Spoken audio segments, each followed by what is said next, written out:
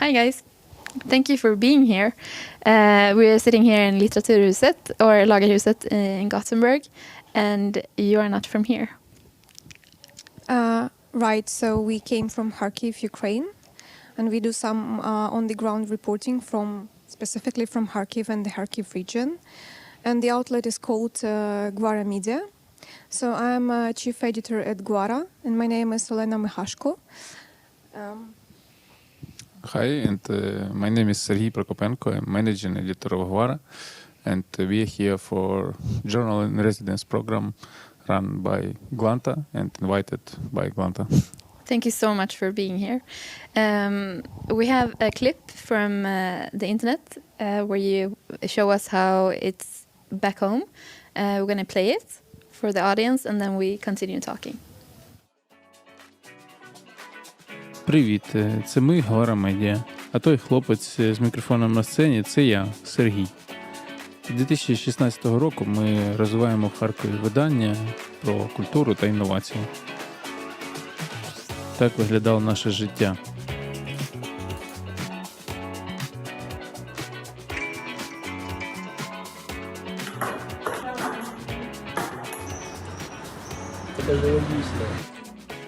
Ми вірили у креативну економіку та запускали соціальні ініціативи. Те, що у наш рідний Харків може прийти війна, особисто я не вірив.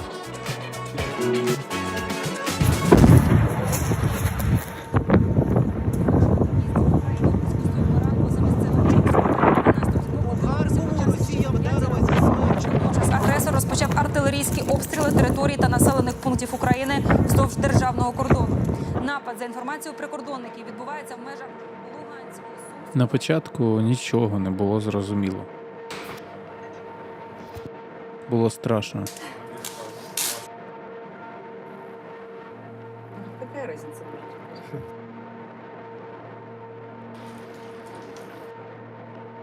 Щоб надалі залишатись у місті, потрібно було мати сенс.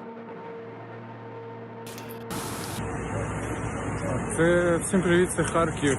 Сьогодні о 8 годині ранку, 8-9, були вибухи в місті, ракетні атаки. Це розбомблений СБУ, яка у нас була. А це університет Каразіна. Зараз рятувальники працюють там, це один із корпусів. Така історія болюча, це парк. І ось так це зараз все виглядає.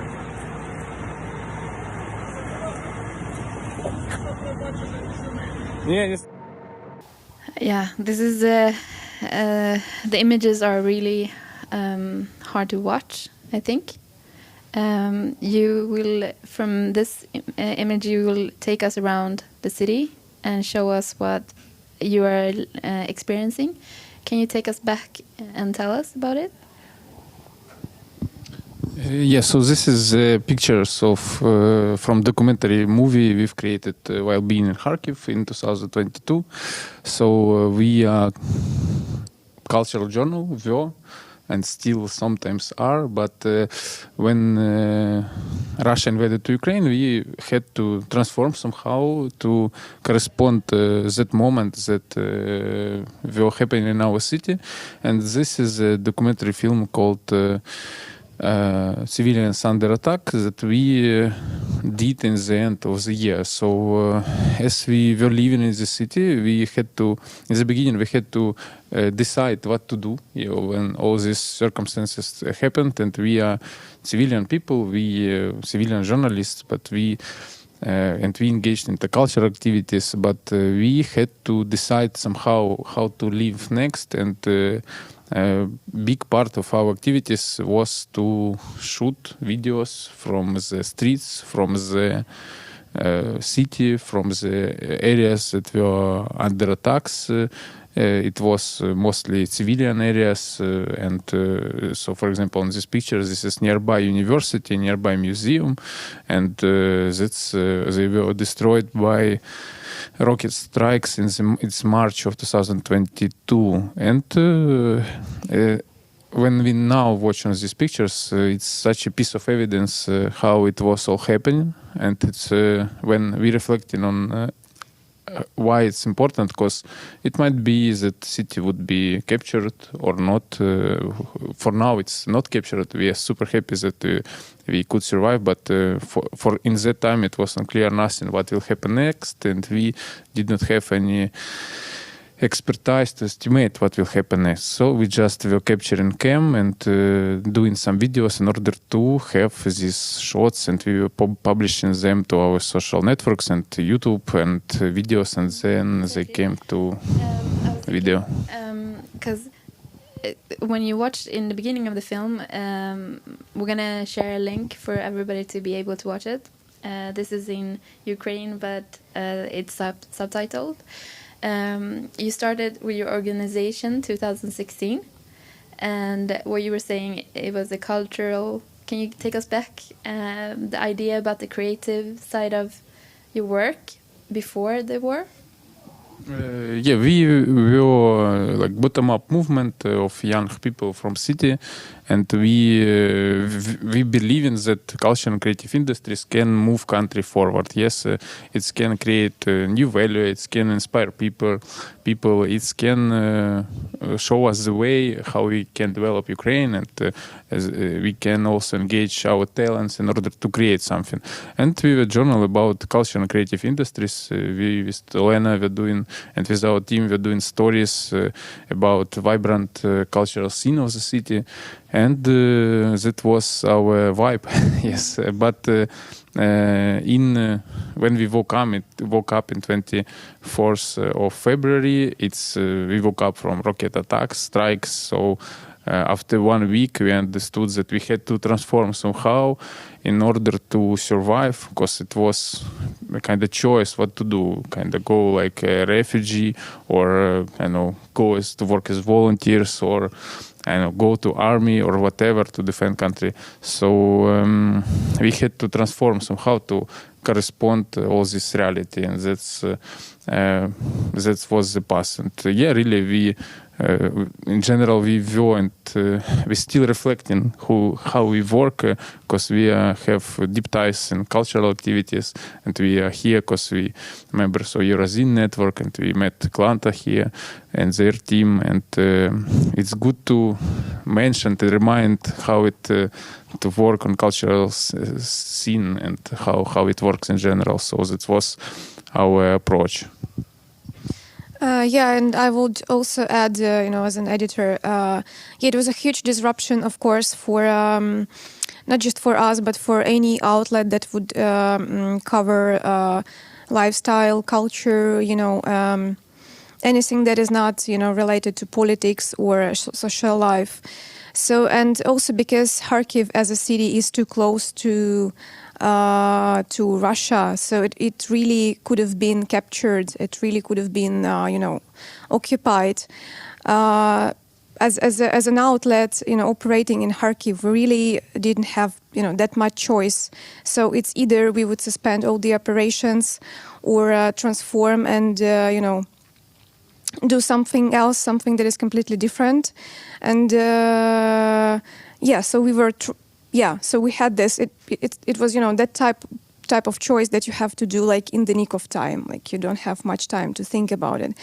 So we decided to try to report on the war, and especially so you just watch this very first shots, images taken by Serhiy. So that was really they were one of the very first images that came from Kharkiv.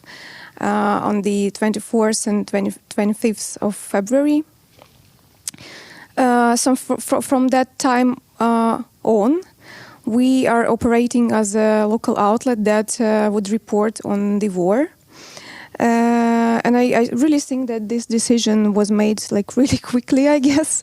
It was just the process of transformation, the process of organizational transformation. I mean that, would take some time. If you take us back in January 2022, you said it went so fast, so you didn't have time to think, or we went so fast and you said, let's go and do this. like you are very young, and I know a lot of people left. How come you decided to stay and do reporting on the war? Well, I guess I would say, like, from my perspective, since Gwara, even at that time, was an organization that would, mainly be driven by values. So all these things related to social responsibility, developing a cultural scene, fostering some, ecologically wise, good ideas. That was something that we really would adhere to. I mean, we believe in these kind of things. And for some reason, I don't even remember, I can't recall any kind of particular conversation where we would try to, ask people or convince, like, to stay or something. It was mainly, unanimously we did that. We just decided to try to do something else. I really can't even I can't recall any kind of conversation from with any team member who would say like, you see, I guess I will leave. I guess I will, I don't want to be involved. I want to do something else. I want to leave the country. For some reason, our team really didn't do that. So the only thing we were discussing was how to transform and how to inform the audience about about these urgent events. What's the best way to stay in touch with the audience? That was the things that we would discuss. But for some reason, we didn't discuss how to fire people, how to suspend the operation, how to stop, how to go to another place or to another country. So that was something that was done, like, both unanimously and also intuitively. I mean, that was this natural inclination just to stay and to try to capture the reality that we all, like, woke up to. So yeah. And what was that reality that you woke up to? What was the reality you woke up to? Well, it was deafening, loud, dreadful, very, very unclear. And you would also have this sense because of, this is your... but still you are at home. You wouldn't expect any kind of, threats at home, which is basically for anyone. I guess it's the safest places, the safest place on earth. So personally, I had this, like, mixed feelings. Like, I'm at home. I'm supposed to feel safe. But I also hear these explosions in the suburbs, for example, and one part of me just can't believe that it's not it's a real threat. The second one is panicking, and the third one is trying to join the Zoom call with Gwara, for example. So it was very surreal at some point. Like, you cannot grasp the idea of war in your at home, basically, but still somehow it came to life. Yeah. I was watching one of your other documentaries you made, where you were talking about suddenly becoming a war journalist.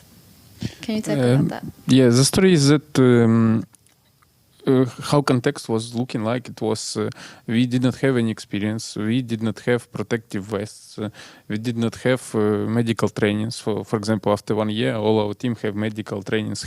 We supposedly should be able to do any emergency medical help whoever on the street, and we kind of do this very strict for each one person who going to do some video reporting or photo reporting. All of them have to be trained like this. In that time we did not have nothing, and really it was, I remember that moment, like what to do, like in general, a term of 1 month or 1 quarter, and choices was like go to be a refugee, and it's important to be like that when you don't have a kind of energetical capacity or organizational capacity to contribute somehow to the city, and you become only additional pressure to social system when it's under heavy pressure because everybody because people are evacuating, but we were able to manage it somehow. So it was we decided, and I saw that at the time people were driving for 10 days from one part of the country to another part, and I was trying to imagine how these big lines of cars. So I decided we still can be here. Another choice was to be a volunteer. Like a lot of volunteering organization appears in city almost like immediately, and it was also a choice. But we have another organizational capacity. We can do videos, and then it also was a choice for everybody, to go to army or whatever or something like that. Because I know a lot of people just took kind of some weapon and went to a lot of my friends just went to the kind of territorial defense unit or whatever, but we are journalists, we can have to do something else. We were supposing do something with information. And it was a choice also to stay a journalist, but and we decided to be like that. But as situation was, it was a war, and Russian troops was nearby the city, and they were trying to capture city, were killing people. It was a moment when and I was living 3 months in the basement, like in the city center. It was a basement. It was office basement. It's not like that horrible basement. That's also were there in the city, and we had to evacuate one girl from our friends, relatives. She was like mom with kid, and she was trying to get to the train station in order to leave Kharkiv for the western Ukraine, and we had to run with her on the street because it was some grad shelling or some another shelling in order to come to underground, and she with her daughter were going by legs under the paralyzed metro station by legs in order to go to the train station to depart the city. That was the actual atmosphere in the city, and we decided to we had organizational capacity, team capacity, and it's also important that in correct moment, correct values appears. It's like crystallizing. So, for example, I felt myself a journalist later just because we crystallized it like that, and it was very good feeling like that we did the correct steps, and we crystallized it like team, we crystallized it like personalities and professional personalities, and it was going naturally, but I think also because of previous context and background and kind of will to do this. You have Gwara is a magazine from beginning, right? So you didn't have so much experience with filming. How come you decided to use the camera as your pen? Well, just to start this conversation, I would say that even when Gwara operated as a cultural magazine, still Serhiy and the team, they would launch a lot of activities related to, for example, digital residencies. They also did podcasts. And they also did video podcasts as well, for example, featuring the young city leaders, activists, NGO founders, volunteers. So we were briefly familiar with the kitchen, I would say, of doing videos, and we had limited capacity, I would say, but of course it's not the same as creating long movies and stories like you just watched. And I also think that he will add some more information regarding video production. Yeah, and maybe we had some experience. I remember it was another wave of experience when we started to collaborate with international journalists who came to our city, and it was one of the shots, big like daily shots that we were created in some scenes, following or working together. Because for example, I was not having any protective vests or something or car, and it was very difficult to navigate in the city. And it was several collaboration with another colleague, so we were helping each other, and then it just went. Naturally. So during such type of activity, like moments, it's important just to have something shot. Yeah, it's really important because after a week maybe of something destroying, firefighters came, clean up it, or utilities somehow clean up it, so it disappears. So it's very important to capture somehow first moments of any activities. So in that moment, it of course maybe it's not like filmmaking like in the wherever in Hollywood or whatever with a lot of people, but for documentation, it's really enough just to have cam and to shoot it. But in that time, and then only then in several months, we started to think, let's do documentary from all that shoot videos, because in that time it was not idea about it. It was idea to let's do shots, let's do reportage, let's do photos, and then we will decide what to do with it, because usually it's like, today somebody came, let's do this event, press officer or whoever will help you. In that time there was nothing like that. It was totally disruption. Everything was stopped, and as it was a war, everybody was, and it still goes, everybody was afraid that you will do video, show it somewhere, and then rocket will come. And everybody was yelling on you and saying like, don't shoot it, stop to do this, because different aspects of it exist, and it was very hard. It was, I remember, first super horrible moment when I was not shooting. I was just going on the street in the first days, and we were going from some store with food, and we saw soldiers, defenders of the city, and proposed them, do you want some juice or food or whatever, because there is nothing clear. It's fifth day.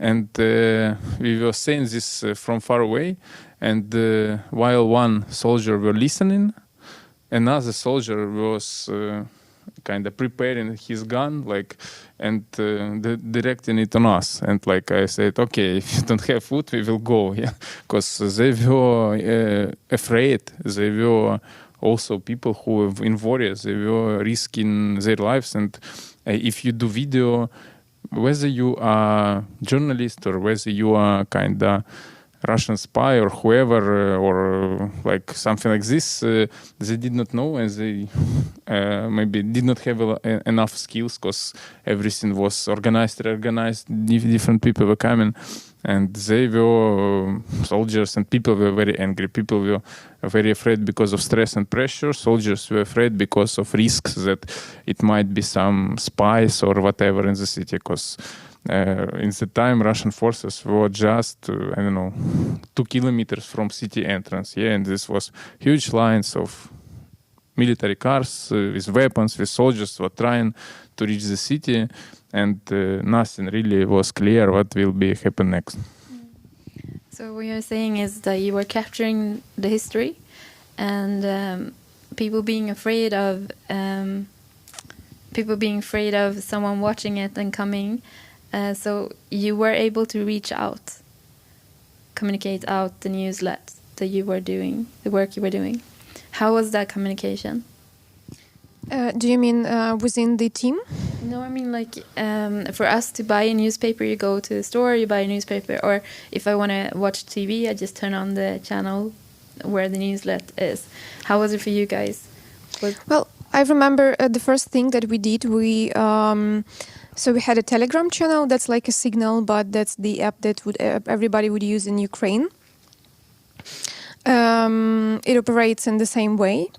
It works in the same way. So the first thing we did, we started posting any updates. There were like a lot of them every hour. Sometimes I would say every half an hour, 24/7. So we just had shifts regardless of the position of the person. Doesn't matter if you're an editor or just a cameraman or a social media manager. Everybody would has its own like shifts and calendar. So we posted 24/7. And for some time, it became like a main source, at least for our audience. And we also were thinking about launching newsroom, which happened actually a few months after, because it required some funding and also some people to be like fully paid or something. I guess that was the main channel. So we started just posting, and also on Facebook, any social media, because that was the easiest, way to keep people like updated about different aspects of city life. And also but we also realized that since we, at that time, it was like we've been working as basically a newsroom for 2 days, because before we had been working as a cultural outlet. We also were thinking about what kind of maybe another type of content can we share and post, or maybe use some different platforms, because huge like national level newsrooms, they were also very active and they also worked 24/7. And that was the time when it was actually Serhi's idea to launch a fact-checking Telegram bot. And also we were capable of that because we had, as I said, like we did some digital related projects, and Gwara was also operating as a studio. So we would do some commercials regarding landings, advertising, that kind of things. So we had a studio and we had people who would volunteer for that, who were IT specialists. So we also launched, not only did we, post some news, but we also launched a fact-checking bot for people to send this news to the bot and to check if it's credible, if it's a trustworthy, channel, if or maybe it's just fake news. Did you have a problem with fake news? Was it Sure, like I would say You're that. Smiling. Tell us. It was I would say enormous issue. The one that became a huge issue very quickly. Because, well, I guess I remember this time when I guess Telegram and any sort of social media became the most popular channels for receiving news, because it's you can post something very fast. You don't have to, use the website or look for proper images, proper sized images. You just make some quickly updates. So everybody would check on their phones like every, I don't know, few minutes or every half an hour. And of course, because when it comes to social media, there are a lot of anonymous channels that just post something, and it cannot be really like verified from the get-go. Of course, a lot of channels appeared just again very quickly with any kind of different information, just gossiping about something. So we had a lot of very bizarre news, and also because of the dread, and because everybody. So he mentioned, for example, he mentioned soldiers, but everybody, was suspicious because, as I said, it's not clear. So fake news, was a real problem. For example, at the very beginning, you would have some news like, I I don't know. Did you see this sign on the streets? Probably a Russian spy just wrote something. I don't know. Did you hear?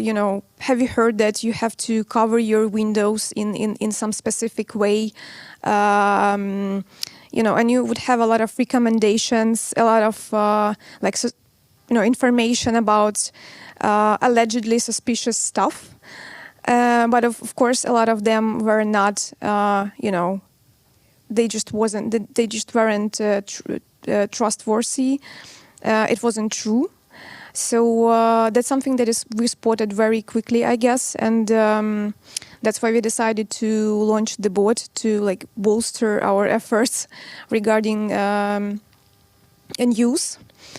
That's and also I guess it was a very good decision because nobody did the same. So that was also one of the project, I guess, very valuable and important for people, especially at that time.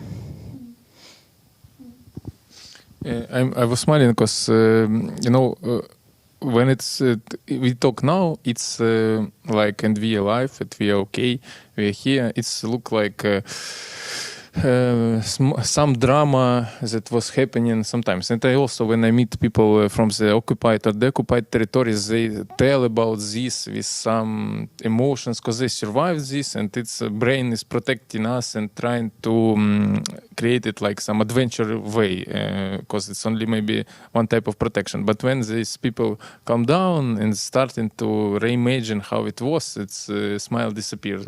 And that's kind of maybe some protective behavior of our brains. And regarding this bot, really it was like a solution. Some product launched fast. We opened it for our readers. So it's Telegram bot. It's also Viber bot, and maybe later WhatsApp we will create. When people were writing, ask some information and saying, is it true or not? And we were sitting in the basements, wherever, behind the curtains, and we, to be real, we did this manually. We were doing check of this information with our team, and then volunteers joined to us, Googling, checking, finding, because when there is a shock and people does not have a trustworthy environment because they do not believe nothing or suspicious or concerning, they need to some tools to stabilize. And it was a tool when they can send, is it true or not? And we were answering them, not kind of in person, but through this bot, and it was looking like some technology helping to them to do this. And so it was different numbers of requests, but so it was coming from 50 requests per day, but it was a dramatical increase once as national channels highlighted us. It was 5,400 requests per day of usual people asking us something, whether it's true or not. And in the time we failed to deliver answers to them because we had not so much people, and we were restructurizing our team and adding new volunteers, learning them, teaching them, and people will continue to use this bot in order to reply them and give them check of the information. And despite it's 100 people and 200 people or 500 people who were asking daily something, it's great because this 500 people were getting some service, informational service, and it's more 500, of people. Per day? Yeah, it was like this per day, yes. And it's commitment, contribution to kind of stability of these people, and we were trying to do so in order to help them. And even now, after 1 year and several months, still 100 people per day writes to us and asking something, whether it's true or not. Does it mean that you today can walk the streets and film without anyone thinking you're a spy? Now it's much easier. It's like golden times, I would say, of the video shooting. First of all, we obtained the military accreditation, so it's much easier to work. So I have some check by SSU, and it's Ukrainian security forces. And if some police or whoever asks me, I say, hello, I'm journalist, I can do this. Also, we do videos at night. So, for example, in Ukraine there is now curfew. So here we're super impressed that it's possible to walk on the street easily, and somebody lives on the street after 11. In Kharkiv there is curfew after 11. And the police can stop you, and soldiers can stop you. And I was even once shooting videos of how police works at night and capture some people who are just walking around the streets at night. It's prohibited because they might be trying to steal something, or kind of to maybe they are spies or whatever who they are. It's not allowed to walk on the street at night. And sometimes Russians rocket strike still continue over our city at night, and we go to shoot this. We call this incoming strikes, and we shoot them. Yeah, maybe it makes sense to add something on these rules, because there are specific rules for journalists in Ukraine. As Serhiy said, one of the things that you get when you have a proper journalistic, this proper accreditation from the military is that you can work at night, really. So it is prohibited. So since we have a curfew, it is prohibited for just citizens to, take a stroll in the late evening. But as journalists, we can do it anytime, basically. We also had, few rules regarding the updates. For example, if you capture the scene of a missile attack, you should wait at least for 3 hours. Not just post it immediately. Because there is such practice called double blast or something that the Russian military really sometimes resort to. It's when, for example, you have they targeted, I don't know, something. A missile reached the target. Then they would wait for some time for people to come there, and by people I mean just any kind of the police, the ambulance, that kind of services, and then after some time they would launch one more. So that's one of the reasons why you should wait for, and also you should be aware of the fact that you shouldn't expose the location. Immediately, I mean, and you should be very precautious about this kind of things. So it limits journalists' work at some point, but it's also about being. I'm not sure actually that it works like that when you are a reporter that came from abroad and then made something, because it's as if you had two minds. The first one is you being a journalist, and the second one is you being a citizen that also is thinking about the safety of the people. So you would sometimes omit some information, even if it's interesting or captivating, just because you always have this second thoughts about safety. Yeah. Yeah, thank you for having us and for paying attention to all these war-related issues. Yeah.